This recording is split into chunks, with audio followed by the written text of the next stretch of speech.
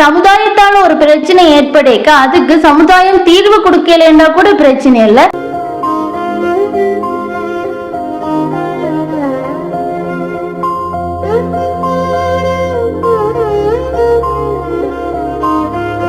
அனைவருக்கும் வணக்கம். மற்றும் ஒரு காணொளியூடாக உங்களை சந்திக்க வந்திருக்கும் நான் தாரகா. இன்றைய தினம் இந்த காணொளி உங்களோட பகிர்ந்து கொள்ளணும் என்று சொல்லி கட்டாய சூழ்நிலையில் நான் இருக்கிறேன். உறவுகள்கிட்ட ஒரு வேண்டுகோள், கண்டிப்பாக இந்த காணொளியில் நான் 2 முக்கியமான விடயங்களை பற்றி உங்களோட பகிர்ந்து கொள்ள போகிறேன். 2 முக்கியமான விடயங்களை பற்றியும் தெளிவான ஒரு விளக்கத்துக்கு பிறகு உங்களோட கருத்துக்கள் எங்களுடைய கருத்து பட்டியலில் போட்டிங்களேன்னு சொன்னால் அந்த கருத்துக்கள் எங்களுக்கு பிரயோசனமான முறையில் இருக்கும். அதே நேரம் அது ஊக்குவிப்பாகவும் இருக்கும். அதால் காணொலியை முழுமையாக பார்த்துட்டு உங்களோட கருத்துக்களை போடுவீங்களேன்னு சொல்லி நம்பிக்கொண்டு காணொலிக்குள்ளே செல்லலாம். இன்று நான் சொல்ல போகின்ற இந்த 2 முக்கியமான விடயங்களில் முதலாவது விடயம் எங்களுடைய சமுதாயத்தையும் குறிப்பாக எங்களுடைய சமுதாயத்தில் இளைய சமுதாயம் மற்றும் பெண்களை குறிவச்சு தாக்கப்படுகின்ற ஒரு வன்முறை. இன்னொரு பக்கம் பார்க்க போகைக்க ஒரு குறிப்பிட்ட சமுதாயத்தினுடைய தலகுனிவாக நடைபெற்று கொண்டிருக்கக்கூடிய ஒரு விடயம். இந்த 2 விடயமுமே இலங்கையில் தான் நடைபெறுகின்றது. அதையுமே குறிப்பிட்டு கொண்டு 2 விடயமும் என்ன அப்படி என்று சொல்லி நாங்கள் பார்ப்போம்.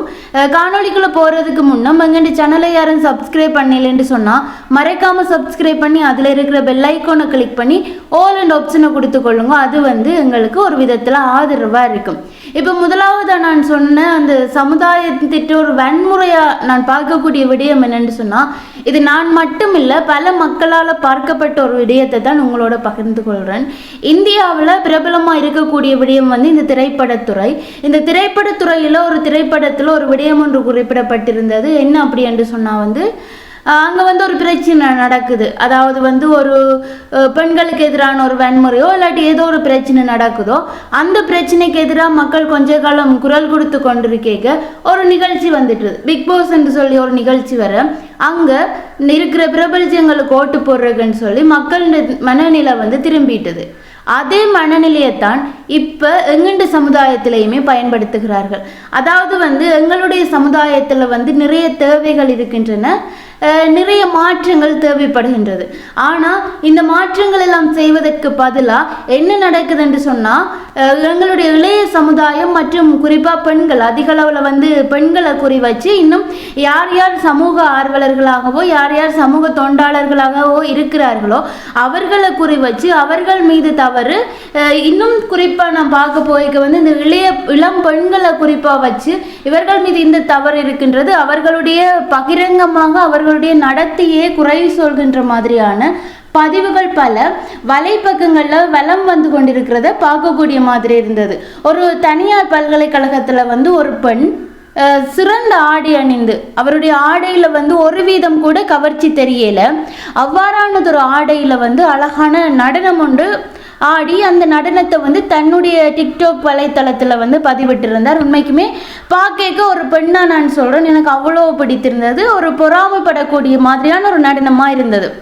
இந்திய கலைஞர்களுக்கு நிகரான நடனம். இவ்வாறானதொரு நடனத்தை அதிக அளவில் நாங்கள் யாழ்ப்பாணத்தில் பார்த்திருக்க முடியாது. எங்களுடைய தமிழ் சமுதாயத்தில் இவ்வாறானதொரு எங்களுடைய தமிழ் சமுதாயம் பரதநாட்டியம் போன்ற கலைகளில் அதிக அளவில் முக்கியத்துவம் கொடுக்கக்கூடிய கலைகளாக இருக்கின்ற பட்சத்தில் வெஸ்டர்ன் டான்ஸ் இந்த மாதிரியான டான்ஸ் இதுவரைக்கும் நான் சந்தித்த வட்டம் குறுகிய வட்டமாக இருக்கும். அந்த வட்டத்தில் இது போன்ற ஒரு பெண்ணின் நடனத்தை நான் எங்களுடைய தமிழர் பகுதியில் அதிக அளவில் பார்த்ததில்லை. அவ்வாறு இருக்க இந்த தமிழ் பெண் இவ்வளவு அழகா ஆடைக்கு அது பார்க்க அவ்வளவு அழகா இருந்தது. ஆனால் அந்த பெண்ணின் நடனத்தை குறிச்சும் அந்த பெண்ணை குறிச்சும் அந்த பெண்ணினுடைய நடத்தையை குறிச்சும் ஒரு வலைப்பக்கத்தில் தவறான பதிவிட்டதை காணக்கூடிய மாதிரி இருந்தது. ஏன் இவர்கள் இவ்வாறு பதிவிடுகிறார்கள் என்று சொல்லி சாதாரண பொதுமக்களாக நானுமே பல பதிவுகளை எடுத்து பார்க்க ஒரு பக்கம் அந்த பெண்ணுக்கு ஆதரவாளர்களாக அதே டிக்டாக்ல காணொலிகள் டிக்டாக் இன்ஸ்டாகிராம் அங்கே இங்கன்னு சொல்லி எல்லா இடமுமே ஆதரவாளர்களாக காணொலி இவ்வாறு ஒரு பெண்ணுக்கு செய்வது தவறு என்று சொல்லி ஒரு பக்கம் காணொலி, இன்னொரு பக்கம் அவர்களுடைய கருத்தை எடுத்து பார்க்க அவர்களுடைய காணொலிக்கு கீழே இருக்கிற கருத்தை எடுத்து பார்க்க இரு பக்க விவாதம். அப்போ இது ஒரு பிரச்சனை தான். இதே போல பல பிரச்சனைகள், அந்த பல பிரச்சனைகளை தூக்கி சமூக ஊடகங்களில் போட்டு அதுவே ஒரு பெரிய ஒரு பிரச்சனையாக மாறி இப்போ மக்களுக்கு இருக்கக்கூடிய உண்மையான பிரச்சனைகள் வெளிவராம விடுகின்றதோ, வெளிவராம விடுமோ இனிமேல் என்ற ஒரு அச்சம் ஒன்று கண்டிப்பா எனக்கு நிலவியது. அந்த அச்சத்தின் நிமித்தம் தான் இந்த விடயத்தை உங்களோட பகிர்ந்து கொள்ளணும் என்று சொல்லி நினைச்சினான். ஏனென்று சொன்னா இதுல ஒரு பக்கம் வந்து இலகுவா ஒரு பெண்ணினுடையதோ இல்லாட்டி ஒரு இளைய சமுதாயத்தினுடையதோ நடத்திய வந்து கேள்விக்குறிக்கு உள்ளாக்குகிறார்கள். இதால அந்த பெண்ணினுடையதும் சரி இளைய சமுதாயத்தினுடையதும் சரி எதிர்காலம் பெரிய அளவில் கேள்விக்குறியாக்கும் என்பது வந்து நிதர்சனமான உண்மை. இது நான் ஏன் சொல்றேன்னு என்று சொன்னால், இதுதான் உண்மையான உண்மை என்று சொன்னாலும் இதுக்கு பின்னுக்கு இருக்கக்கூடிய விடயத்தை ஒரு நாடகமாக வந்து பார்க்கக்கூடிய மாதிரி இருந்தது. நான் வந்து சமூக வலைத்தளங்களில் பார்த்துனா அதை வந்து உங்களோட பகிர்ந்து கொள்கிறேன். ஒரு பெண் வந்து தான் பெரிய பிரபலமாகணும் என்று சொல்லி நினைச்சு கொண்டிருக்க அவளுக்கு வந்து எந்த ஒரு வாய்ப்புகளுமே கிடைக்கல. அப்படி பார்க்க வந்து அவள் எதேர்ச்சியாக நடந்து போக ஒரு ஆண் வந்து ஒரு நாயர் அந்த மாதிரி தன்னுடைய பாசையில் வந்து கூப்பிடுக. இந்த விடயத்தை பார்த்த பெண் என்ன செய்யறான்னு சொன்னா வந்து தன்னை வந்து இந்த ஆண் தீண்ட வராருன்னு சொல்லி அங்கே இருக்கிற 4-5 ஆண்கள்கிட்ட சொல்லி அதுல ஒரு கலவரத்தையை உண்டு பண்ணி அந்த கலவரத்தின் நிமித்தம் ஒரு காணொலி எடுத்து போடுறா, நீங்களும் இதே போல தைரியமா இருங்கன்னு சொல்லி. அதுக்கு பிறகு அந்த ஆணுக்கு என்ன விடயம் நடக்குதுன்னு சொன்னா, போற இடங்கள் எல்லாம் நீ வந்து பெண்களோட தவறாக பழகுபவர்களுக்கு ஒரு பேர் வருந்தான அந்த பேரை சொல்லி அவருக்கு பேசுகிறார். இன்னொரு புறம் வந்து அவருக்கு வேலையுமே வந்து பறி போயிட்டுது. இவருடைய நடத்தை என்ற பேர்ல வெளியாகின ஒரு விடயத்தால அங்கால பாக்க தங்கச்சியினுடைய திருமணமுமே நின்று போகுது. அப்ப நாங்கள் வந்து எதேர்ச்சியா ஒரு பதிவு, திசை திருப்புவதற்கு ஒரு பதிவு, எங்களுடைய வளர்ச்சிக்கு ஒரு பதிவு என்று சொல்லி இன்னொரு தனிநபருடைய நடத்திய குறிச்சும் இன்னொரு தனிநபருடைய செயற்பாட்டை குறிச்சும் நாங்கள் பதிவிடேக்க அந்த பதிவால வந்து ஏற்படக்கூடிய பிரச்சனைகள் அந்த குறிப்பிட்ட தனிநபருக்கு ஏராளம் இருக்க போகும்.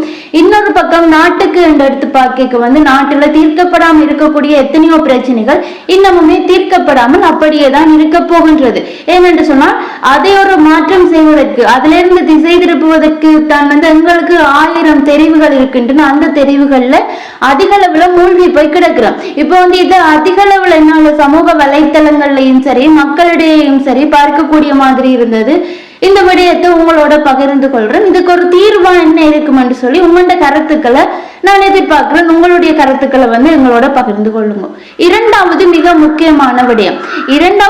முக்கியமான விடயம் வந்து இப்ப தீவிரமாக சமூக வலைத்தளங்கள்லையும் சரி மக்கள் மத்தியிலையும் சரி பரவலா ஒரு தொற்றுநோய் வியாதி மாதிரி பரவி கொண்டு இருக்கக்கூடிய விடயம் என்னன்னு சொன்னா வந்து டிராக்கிங், தற்கொலை.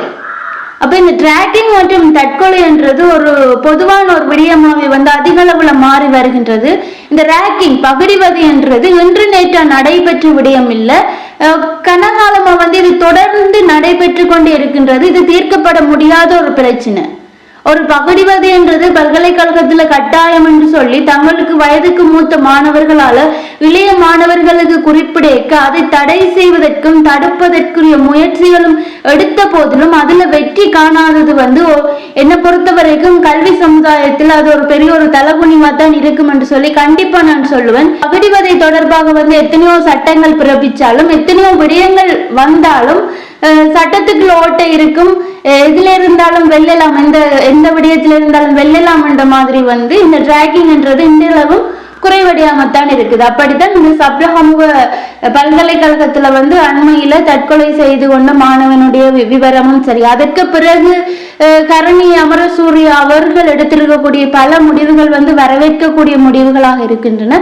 இனிமேல் தொடர்ச்சியாகவும் இது நடக்குமா இல்லை இதற்கு ஒரு முடிவு கட்டலாமா என்பது வந்து உண்மைக்குமே ஒரு மக்களிடையே ஒரு பலத்தை எதிர்பார்ப்பாத்தான் இருக்குது. ஏனென்று சொன்னா வந்து இவ்வாறான கொலைகள் ஒரு புறம் நடைபெறக்க இன்னொரு புறம் வந்து இந்த பகடிவதைகள் செய்யக்கூடியவர்கள் யாராக இருக்க போறார்கள் சொன்னால் எதிர்கால அதிகாரிகளாக. அப்ப நடைமுறையில தான் ஒரு சீனியர் என்ற ஒரு அதிகாரம், அந்த அதிகாரத்தை துஷ்பிரயோகம் செய்யக்கூடிய ஒரு நபர் தான் எதிர்காலத்தில் ஒரு அதிகாரியாக மாறப்போகிறார். அவரால் எவ்வளவு அதிகார துஷ்பிரயோகம் நடக்கும் என்பதை சற்று யோசித்து பார்த்தாலே அதுல இருந்து பல மர்மங்கள் பல விளக்கங்கள் வந்து எங்களால் விளங்கி கொள்ளக்கூடிய மாதிரி இருக்கும். இது ஒரு புறம் இருக்கட்டும். இதை பற்றி நான் நேற்றைய தினம் பகிர்ந்து கொண்டேன். இன்னும் ஒரு நாள் வந்து இந்த பகடிவதையை பற்றிய முழுமையாக உங்களோட பகிர்ந்து கொண்டேன்.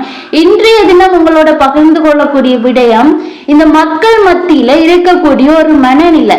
இதை பற்றி ஏன் சொல்றேன் என்று சொன்னால் 24 வயது மாணவனுடைய தற்கொலை மட்டும் காரணம் இல்லை.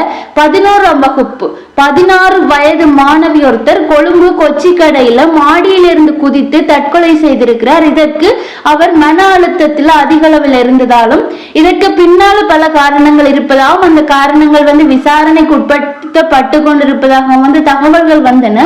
இதுல மிகப்பெரிய காரணமாக அந்த மாணவி குறிப்பிட்ட மாணவியால தெரிஞ்ச விஷயம் என்னன்னு சொன்னா அதிக அளவில் மன அழுத்தம். அதேதான் இந்த சப்ரகமுக பல்கலைக்கழக மாணவனுக்கும் ஏற்படக்கூடிய பிரச்சனையா இருந்தது என்னன்னு சொன்னா மன அழுத்தம். அப்ப இந்த தற்கொலைக்கு பெரிய ஒரு காரணமா இருக்கக்கூடிய விடயமா இருக்குது இந்த மன அழுத்தம். அப்ப இந்த மன அழுத்தம் ஏற்படைக்க உண்மைக்குமே பொதுவா ஒரு மன அழுத்தம் ஏற்படைக்க ஆலோசனை நிபுணர் ஆலோசனைக்குரிய வைத்தியர்கள்ட்ட அணுகிறது ஒரு மிகச்சிறந்த ஒரு வழியா இருக்குது.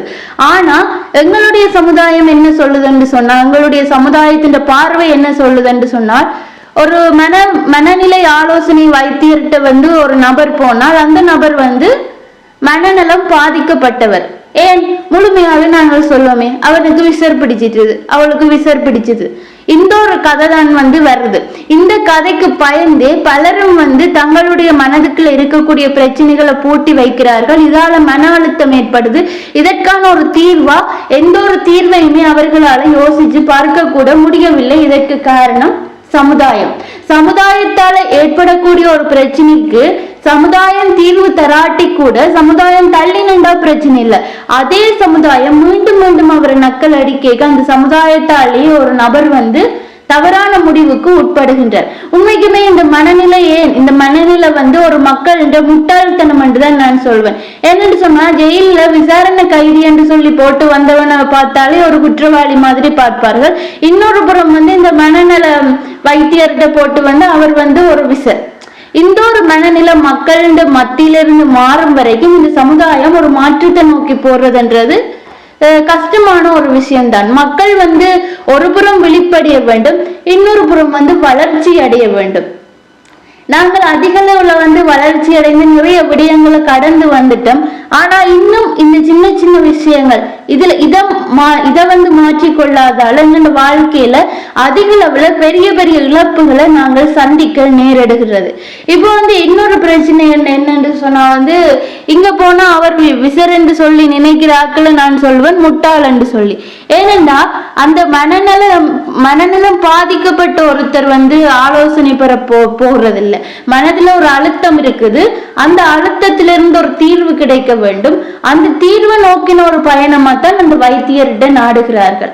அப்ப முதல்ல அந்த மன அழுத்தமுடைய நபர் என்ன யோசிக்கணும் என்று சொன்னா சமுதாயம் எவ்வாறு பார்த்தாலும் பிரச்சனை இல்லை, நான் போக போறது எனக்கு ஒரு தீர்வுக்கான விடயத்தை நோக்கித்தான் நான் போறேன் என்ற ஒரு விளக்கத்தை அவர் யோசிச்சு வச்சாலே பாதி பிரச்சனை குறைஞ்சிட்டு. ஆனா அவரால் யோசிக்கக்கூடிய சூழ்நிலை இல்லை. என்னன்னு சொன்னா ஏற்கனவே பிரச்சனையில இருக்கக்கூடிய நபர் திரும்ப திரும்பவும் சமுதாயத்தையும் பார்க்காம விடுவார் என்று சொல்றது அசாத்தியம். அதால மாற வேண்டியது எங்கண்ட சமுதாயம் தான்.